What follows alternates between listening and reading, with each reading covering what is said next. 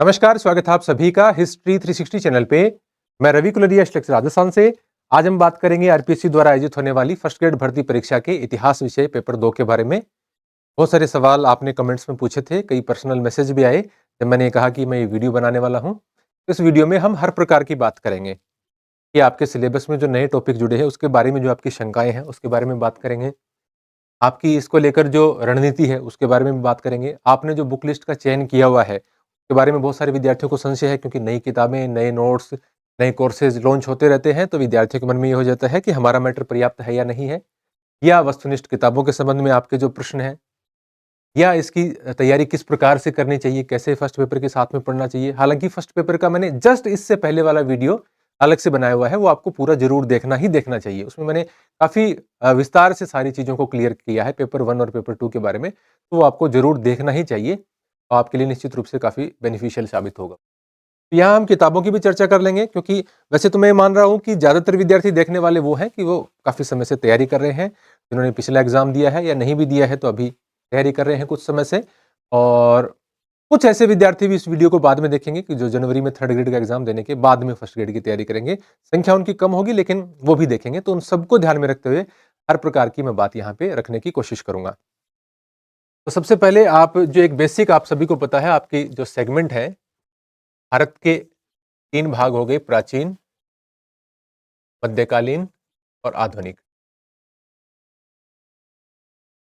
फिर आपका एक हो जाता है विश्व का भाग और एक राजस्थान का। मोटा तौर पर आपकी जो सिलेबस है वो 5 भागों में बंटा हुआ होता है। एक सेकेंड, फोन बंद कर देता हूँ। विश्व का भाग हो गया और 5 नंबर पे आपका हो गया राजस्थान का। ठीक है। इसके अलावा जो आपकी पेडागोजी, आईसीटी वगैरह है वो विषय से अलग हो गई, हालांकि वो भी आपका एक जरूरी पार्ट है, लगभग 10 प्रश्न उसके भी आते हैं।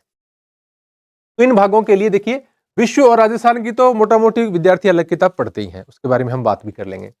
और जिन विद्यार्थियों के पास नहीं भी है उनके संबंध में भी मैं राय दे दूंगा। और प्राचीन, मध्यकालीन, आधुनिक में क्या है कि कुछ विद्यार्थी किसी सिंगल गाइड से पढ़ते हैं, कुछ विद्यार्थी तीनों कालखंड की अलग अलग किताब रखते हैं, और कुछ विद्यार्थी नोट्स के भी सहारे जाते हैं, या जिन्होंने कहीं से कोर्स ले रखा हो वहां नोट्स बना रखे हो उन्होंने। तो प्राचीन, मध्यकालीन, आधुनिक भारत के लिए सिंगल किताबों की बात करूं तो विद्यार्थी, आप कमेंट में भी देख सकते हैं, इनकी चर्चा कर रहे थे। आर्य, नाथ, पप्पू सिंह प्रजापति की जो न्यू आई है वो, और गणपत सिंह सर के नोट्स। ठीक है, इन्हीं के संबंध में ज्यादातर विद्यार्थियों के क्वेश्चन है। इसमें मेरा ऐसा कोई नहीं है मैं किसको शामिल करूं किसको नहीं शामिल करूं। मैं जानता हूं, इतिहास के विद्यार्थियों से निरंतर संपर्क में रहता हूं, ज्यादातर विद्यार्थी इन्हीं में से चॉइसेस मांगते रहते हैं। ये नई आई है तो इसके संबंध में कुछ नए प्रश्न है विद्यार्थियों के बारे में। पहली बात आपको मैं बता रहा हूँ कि गणपत सिंह राजपुरोहित के नोट्स कोई विद्यार्थी पढ़ रहा है, प्राचीन मध्यकालीन के उनके आए हुए हैं, विश्व के आए हुए हैं, जो नहीं, प्राचीन के, मध्यकालीन आधुनिक के आए हुए हैं, प्राचीन के नहीं आए हुए, तो प्राचीन के आने वाले हैं, तो वो नोट्स कोई विद्यार्थी पढ़ रहा है तो उसको अपनी सामग्री चेंज करने की आवश्यकता नहीं है। उनका ये कहा भी हुआ भी है कि उनकी जो अलग से बुकलेट आएगी जिसमें नए जो टॉपिक हैं, जो टॉपिक अभी शामिल किए हैं वो शामिल ऐसा करने वाले हैं, ऐसा उन्होंने कहा है। वो कब आने वाली है उसके संबंध में मुझे नहीं पता, वो सर ही बताएंगे। लेकिन यदि आप उनके नोट्स पढ़ रहे हैं तो उनको आपको निश्चित रूप से जो अलग से बुकलेट आएगी उसमें नए टॉपिक भी वो दे देंगे। और अगर आपको उसमें लेट होती है तो मैं भी कोशिश करूंगा कि जनवरी फरवरी में आपको वो टॉपिक उपलब्ध करवा दूं, यदि जरूरत होगी। या मेरे से पहले कोई निकाल देगा और अच्छे होंगे तो मैं निकालूंगा भी नहीं, मुझे ऐसा कुछ उससे प्रॉफिट ओरिएंटेड कोई काम वो है नहीं मेरा। मैं सोच रहा था कि विद्यार्थियों को जो किताबें हैं उसमें उनको भटकाव नहीं हो और वो सामग्री मिल जाए, इसलिए मैंने कहा था कि मैं शायद जनवरी में दे दूंगा। लेकिन उससे पहले कोई टीचर अलग से उनके लिए कोई जारी कर देता है, गणपत जी जारी कर देते, तो मुझे जारी करने की आवश्यकता ही नहीं रहेगी, वो आप ले लेना।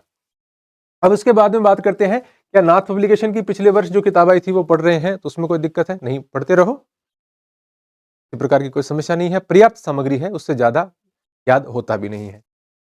यहां यह है कि आर्य कॉम्पिटिशन टाइम्स यदि हम पढ़ रहे हैं तो फिर देखो उसमें थोड़ा सा मैटर कम है। अभी तक तो इतिहास का फर्स्ट ग्रेड का ऐसा कोई पेपर हुआ नहीं कि आर्य कॉम्पिटिशन टाइम पढ़ें और अच्छे से आप एमसीक्यू की प्रैक्टिस करें और आपका एग्जाम नहीं निकले, ऐसा आज तक नहीं हुआ। मैं कोई इसमें कोई घुमा फिरा कर बात नहीं कर रहा, जो सिलेक्टेड हुए हैं उनसे आप बात कर लेना।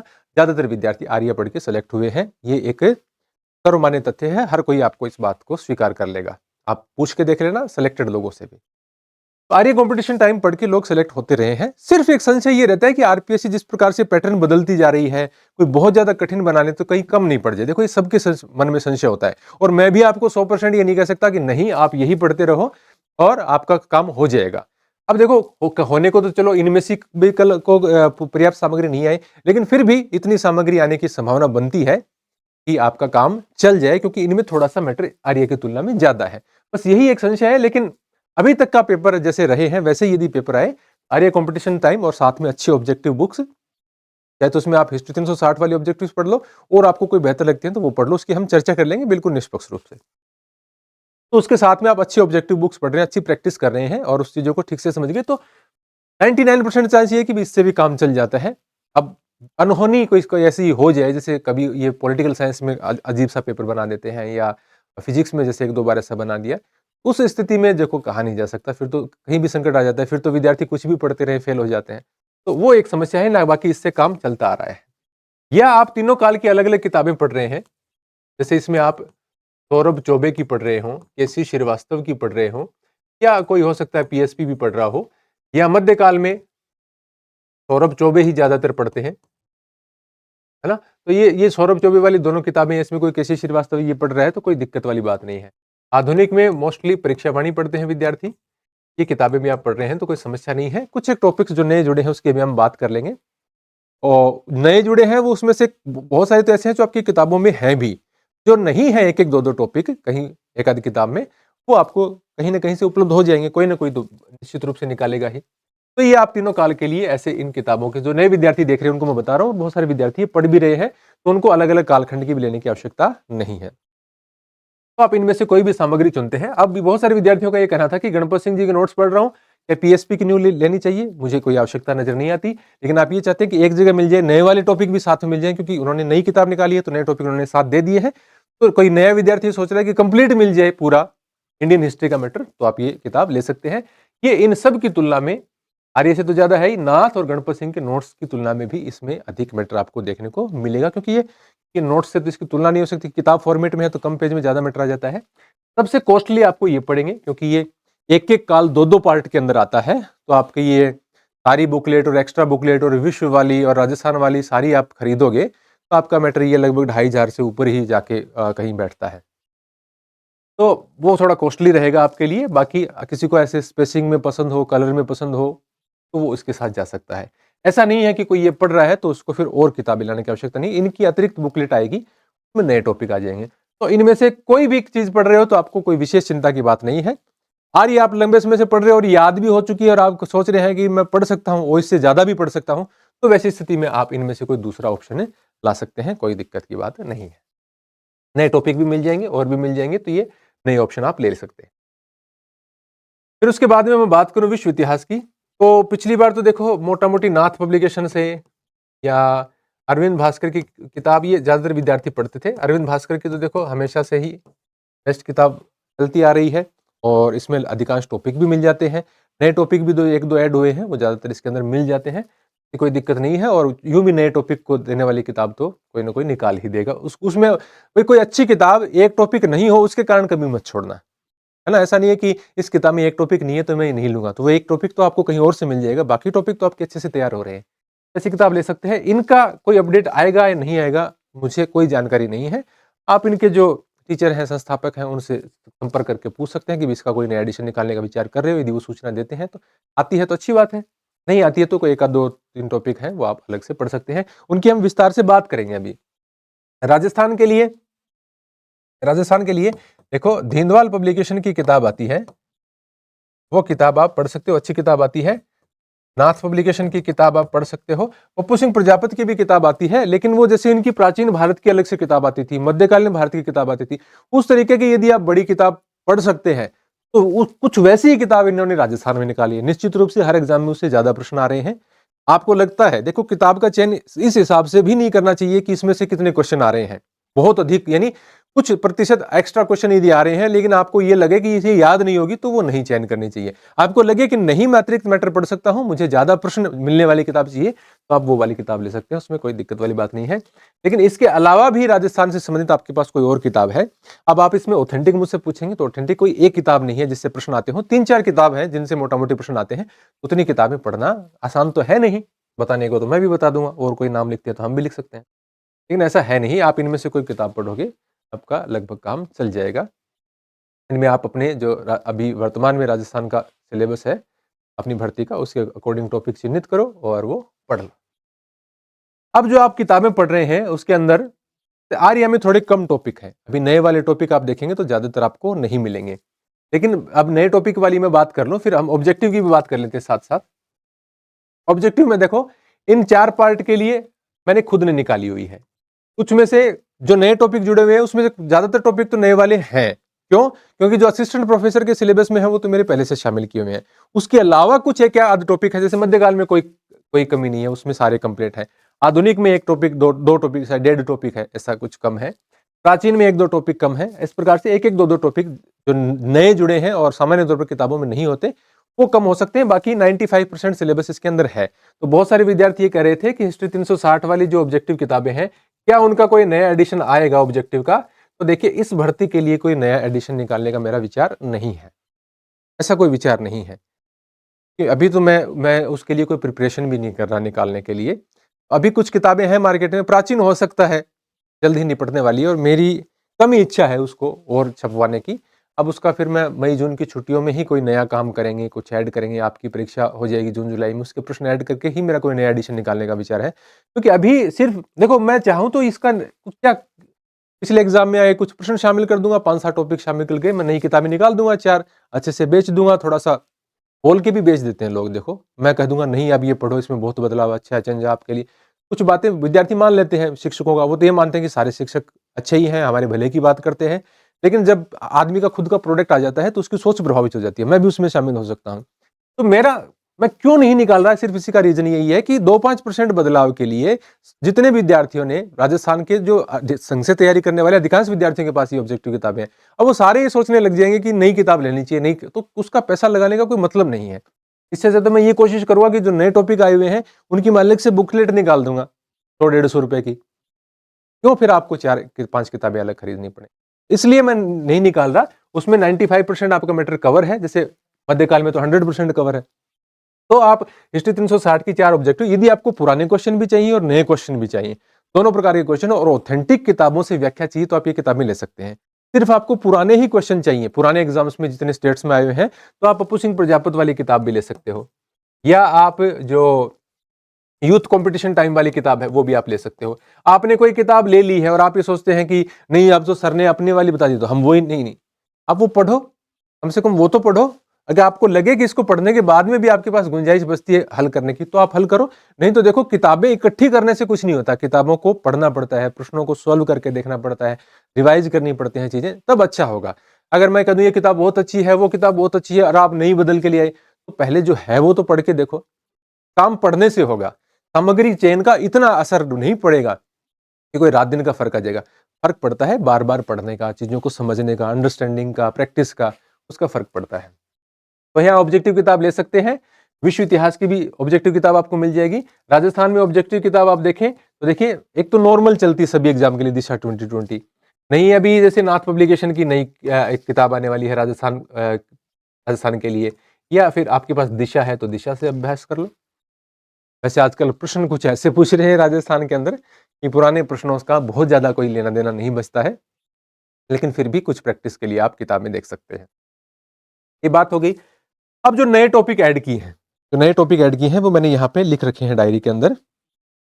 जैसे प्राचीन काल में, धातु युग में, शैल कला, महापाषाण काल, तो इस प्रकार के टॉपिक आप 3 काल की अलग अलग किताबें पढ़ रहे हैं या और कोई बड़ी किताब पढ़ रहे हैं, तो ज्यादातर आपको मिलते हैं ये टॉपिक। जैसे मेरी ऑब्जेक्टिव किताबें में देखोगे तो महापाषाण और ये शैल कला और ये सारा भीमबेटका वाली ये हम पढ़ते हैं, दिया होता है किताबों में, तो डाला हुआ है।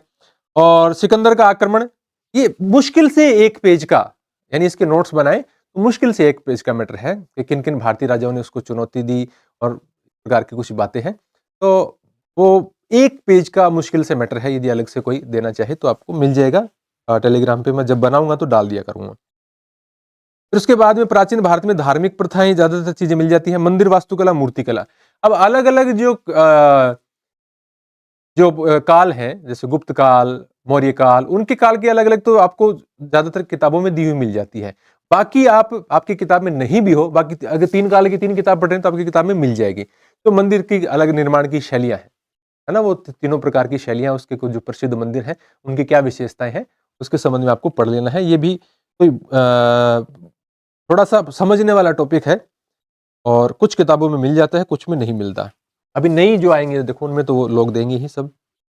इसके अलावा बौद्ध और जैन के साथ में अन्य जोड़ दिया, तो उसमें आप आजीवक पढ़ते हैं, अजीत केश कमलिन और संजय वेठलीपुत इत्यादि, वो आपको 6ठी शताब्दी से पूर्व वाले ही बताने हैं, उसके आसपास वाले महाजनपद काल के आसपास वाले। ये नहीं कि अन्य में आप बहुत आगे तक चले जाओ शताब्दियों तक, ऐसा नहीं करना है, उसी के आसपास वाला। और आपके पास यदि कोई किताब हो तो आपको ज्यादातर किताबों में मिल जाएगा। ये मैंने ऑब्जेक्टिव किताब बताई थी, इसमें भी आपको ये जो बौद्ध जैन के अलावा अन्य है उनके प्रश्न आपको अलग से मिल जाएंगे, लास्ट के 1-2 पेज में आप देखना, सब क्योंकि डाल देते हैं सब लोग, उसके साथ ही जुड़े हुए हैं। फिर गुप्त काल में समाज, अर्थव्यवस्था, विज्ञान, प्रौद्योगिकी। गुप्त काल के 2 ही टॉपिक ऐड किए हुए थे, 2 चीजें उसके अंदर। पहले जो सिलेबस था, अभी उसमें गुप्त काल सारा ही आ गया, समाज, अर्थव्यवस्था, विज्ञान, प्रौद्योगिकी आ गया। तो गुप्त काल की समाज, अर्थव्यवस्था, विज्ञान, प्रौद्योगिकी लगभग सभी टीचर कोई प्रथम श्रेणी या फर्स्ट ग्रेड के विशेषांक आए हुए हो पिछले साल के, उसमें हो सकता है कुछ चीजें नहीं डाली हो। बाकी नॉर्मल जो किताबें आती हैं भारतीय इतिहास की हो या आपके तीनों कालखंड की अलग हो, प्राचीन, मध्यकालीन, आधुनिक की, तो उसमें प्राचीन वाली किताब में आपको टॉपिक निश्चित रूप से गुप्त काल के साथ ऐड मिल जाएगा। ये आपके पास, आपने देखना आपकी किताबों में है, इसमें डोलने सोचने की आवश्यकता नहीं है। दिल्ली सल्तनत में भू राजस्व में नवाचार, समाज, वास्तुकला, ये सब टॉपिक आपकी किताबों में होते हैं। ऑब्जेक्टिव में भी है, ये जो थ्योरेटिकल मैंने बताई है इनमें भी है, अलग से इसमें कुछ नहीं जुड़ा हुआ है। मुगल नीतियों में राजपूतों और दक्कन दक्कन के प्रति, जो राजपूत और दक्कन के प्रति नीति है वो तो आपकी किताबों में है।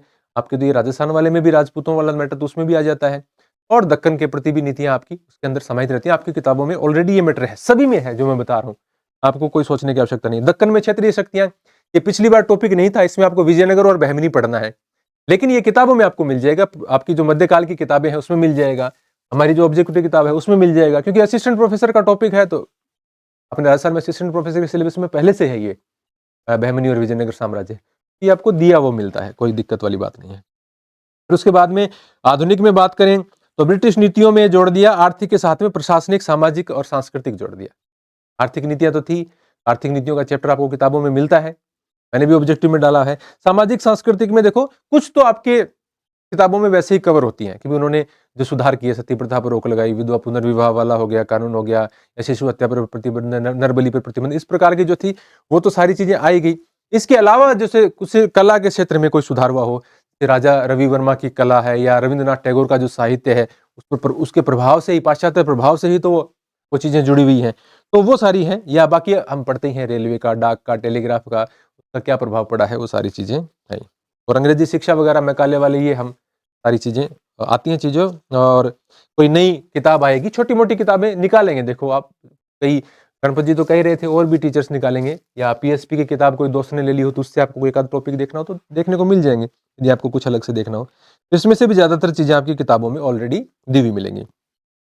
राजस्थान में प्रशासनिक व्यवस्था, राजस्व व्यवस्था, राजस्थान में धार्मिक सुधार, ये आपको राजस्थान की कोई आप गाइड लाते हैं अंदर होते हैं, तो इसमें कोई ज्यादा चिंता वाली बात नहीं है।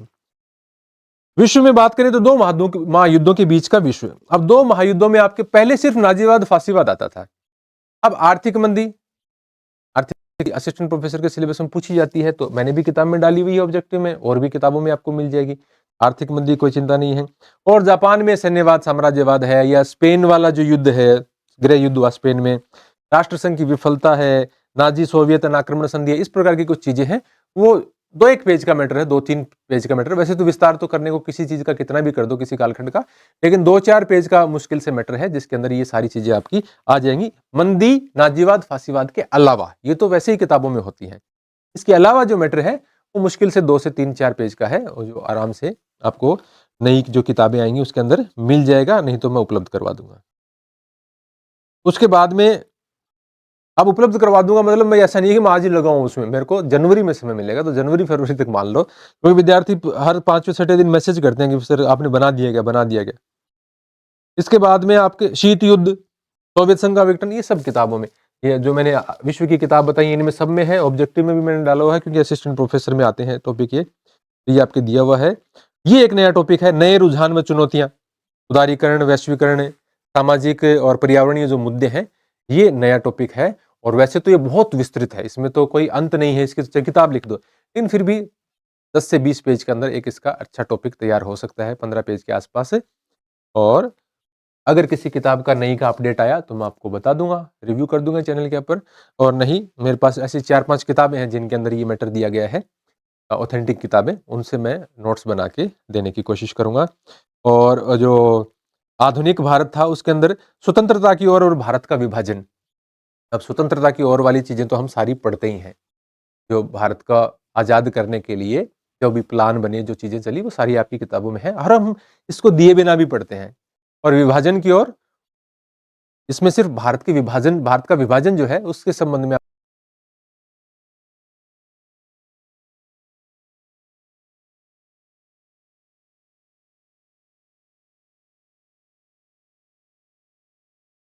हाँ, बीच में लाइट का कुछ इश्यू हो गया था, पीसी कनेक्ट नहीं हो पाया। हाँ, तो ये सारी चीजें हैं किताबों के बारे में मैंने आपको बता दिया, नए जो टॉपिक है। और उसके अंदर नए टॉपिक में फिर वो है जो जो भी डेवलपमेंट हुआ है आज़ादी के बाद से लेकर 2000 तक, समाज के क्षेत्र में हो, राजनीति के क्षेत्र में हो, विज्ञान और तकनीकी के क्षेत्र में हो, वो एक नया टॉपिक है। तो मैंने लगभग 1971 तक वो टॉपिक डाला था ऑब्जेक्टिव किताब में, क्योंकि आपकी असिस्टेंट प्रोफेसर में भी वहीं तक आता है। इसमें 2000 तक कर दिया, तो उसके बाद के काल के कुछ बिंदु हैं 5-10 पेज के, वो भी आपको उपलब्ध करवाने का पूरा प्रयास रहेगा। तो ये कुछ नए टॉपिक हैं जो आपके सिलेबस का 5-1% पार्ट है। आपके ओवरऑल सिलेबस का 5-1% पार्ट ऐसा है जो आपको, जो किताबें आपके पास हैं, चाहे थ्योरी की हो, ऑब्जेक्टिव हो, उनके अंदर नहीं मिलेगा। बाकी तो आपको मोस्टली इन किताबों के अंदर मैटर मिला हुआ है। आप 95% तो तैयार कीजिए, 5% कोई ना कोई तो आपके लिए जरूर लेकर आएगा। तो उस 5% के बारे में ही बार बार सोचने की बजाय आप इन चीजों के बारे में पढ़ें। अब इसको पढ़ने के संबंध में जो आपके प्रश्न थे वो मैंने बताए भी थे पिछले वीडियो में, फर्स्ट पेपर वाले में, और इसमें भी बताया। पढ़ने का देखो सही तरीका क्या है, आप प्राचीन पढ़ रहे हैं तो उसके साथ में विश्व या राजस्थान में से एक पढ़ें। फिर आपका प्राचीन कंप्लीट हो गया, मध्यकालीन शुरू करें, उसके साथ में भी इनमें से एक साथ में जारी रखें। ऐसे ही आधुनिक के साथ में ये एक जारी रखें, यानी इससे आपकी वैरायटी आएगी और दिमाग में चीजें ज्यादा स्थायी रहेंगी। एक ही दिन में 3-4 अलग अलग प्रकार की चीजें पढ़ने से दिमाग में स्थायित्व है वो लंबे समय तक रहता है, यह साइंस कहता है। तो यहां पर आप एक इनमें से पार्ट, जैसे प्राचीन से शुरू करेंगे पहले तो, और प्राचीन, मध्यकालीन, आधुनिक तक जाएंगे, और इनके साथ में विश्व या राजस्थान में से एक हमेशा साथ में रखें। ऐसे ही पेपर 1 में मैंने आपको 3-4 ग्रुप बना के समझाया था कि कैसे दो चीजों को साथ में लेकर चलना। तो ये कुछ बातें हैं जो मैंने कवर करने की कोशिश करी अपनी ओर से। इसके अलावा भी आपके कोई क्वेश्चन है तो आप मुझे मैसेज कर देना। और पेपर 1 का पूरा वीडियो मैंने बना चुका हूँ, उसके अंदर जो साइंस, मैथ्स, इंग्लिश वगैरह के जो कोर्सेज में आपको दिक्कत आ रही है वो भी बहुत ही नॉमिनल कॉस्ट पे मैं हिस्ट्री 360 एप्लीकेशन पे प्रोवाइड करवा चुका हूँ। और आपको किसी प्रकार की कोई समस्या है, आप मुझसे कोई राय चाहते हैं, तो आप मुझे मैसेज डाल देना।